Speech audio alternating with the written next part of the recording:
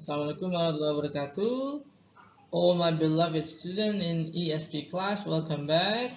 Welcome back to English for Specific Purpose. And today we're gonna go study over one specific topic, which is need analysis. Need analysis adalah salah satu features yang membedakan ESP dengan English teaching learning yang lain ya. Sebelumnya saya berdoa, berharap semoga kalian semua sehat-sehat saja semuanya ya. I hope everybody is in a healthy condition. You are in a very good condition ya, insyaallah, alhamdulillah. And today we're gonna talk about this in short ya. Mari kita ikuti penjelasannya. Nanti di akhir akan ada activity, learning activity related to the topic ya. You ready? Oke. Hari ini kita akan belajar tentang need analysis, salah satu the most distinguished features of ESP compared to the others English learning. Ini adalah salah satu yang membedakan ya. Maka kemudian 3 hal yang minimal teman-teman hari ini pelajari setelah slide berakhir ya. Yang pertama, kalian mampu memahami apa itu need analysis dalam ESP. Need analysis dalam ESP adalah ya, seharusnya sudah bisa memahami nanti di level itu nanti. Yang kedua, kalian mampu memahami dan mengidentifikasi tujuan, fungsi, dan elemen need analysis dalam ESP. Oh, need analysis itu tujuannya apa, fungsinya apa, hampir mirip ya. Terus kemudian apa saja yang ada di dalamnya ya, elemennya ya. Kemudian yang terakhir, kalian nanti akan mampu membuat need analysis in practice ya. So just having finished this materials, everybody will go practicing ya. Jadi nanti langsung praktek ya. Di video berikutnya nanti kalian akan praktek ya. Alright, we start with definition. Need analysis refer to the activities involved in collecting the necessary information for developing an effective curriculum that meets the student particular needs. Ini kita ambil dari kutipan EY yang cukup representatif mewakili banyak definisi yang lain. Need analysis adalah aktivitas yang melibatkan pengumpulan informasi-informasi yang dibutuhkan untuk membuat atau mengembangkan sebuah kurikulum yang efektif yang memenuhi kebutuhan spesifik dari learners, dari siswa didik atau yang pembelajarnya nanti ya.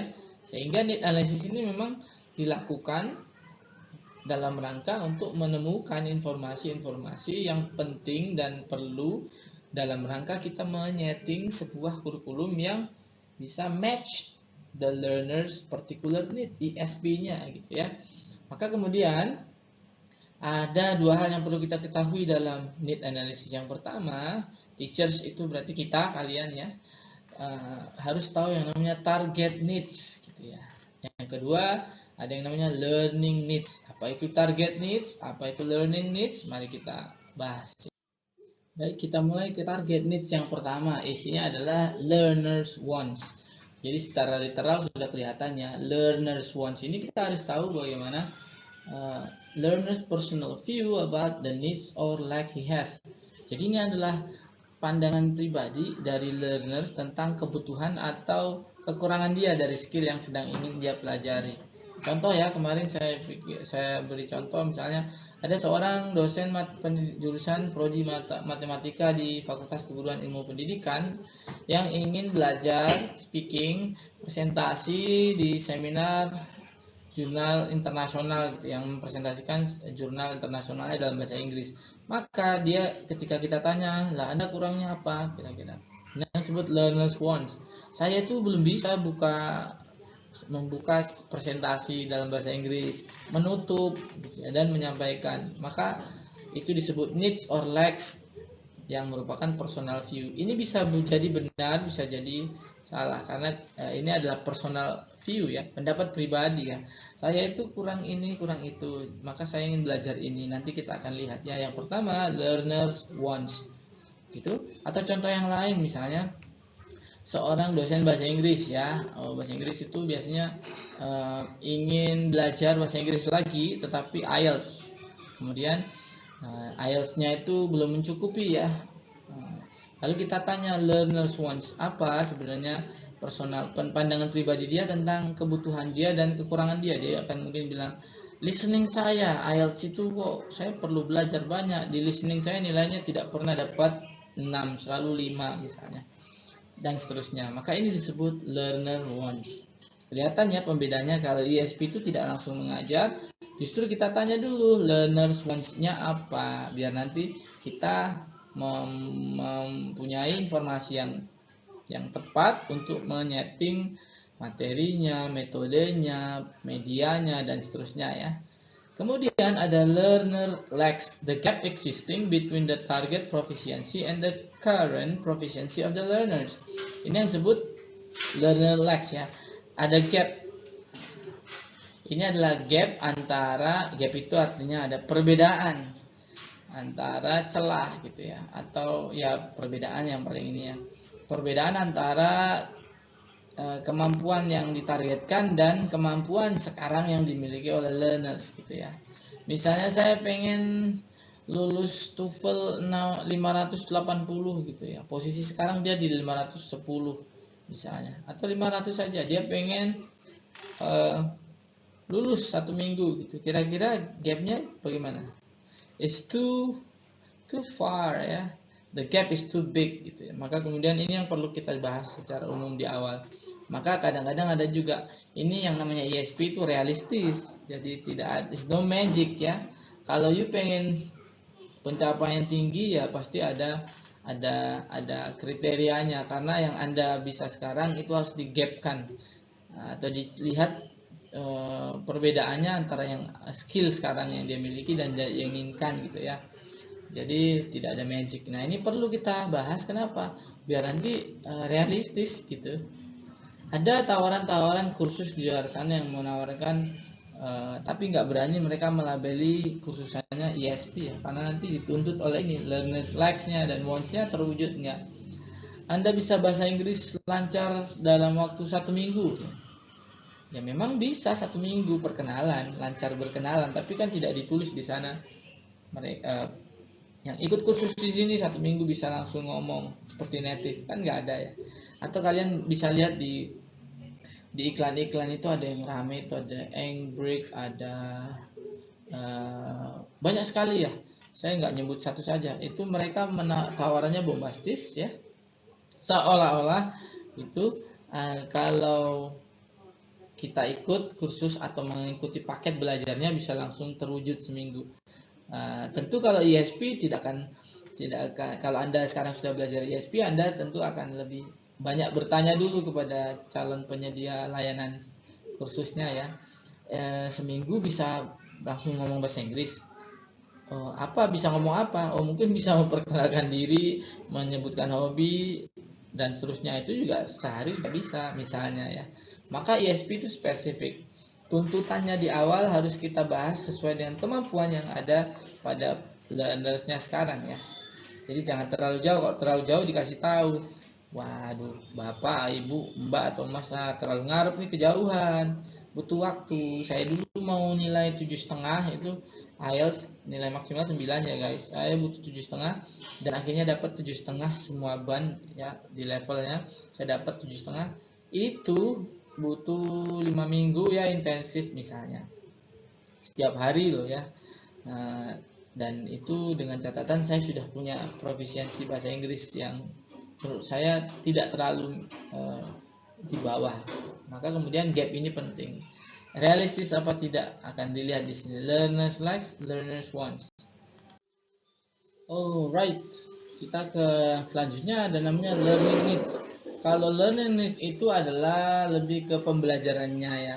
Kalau tadi ada learners likes, ada learners wants ya, dan learner needs itu maaf, itu lebih fokus ke bagaimana kita cari tahu kebutuhan dari versi learnersnya ya, perspektifnya learners. Sekarang kita yang berikutnya adalah learning needs. Refer to the background linguistic knowledge the learner needs to have in order to master the further ability you will need to perform in the target situation.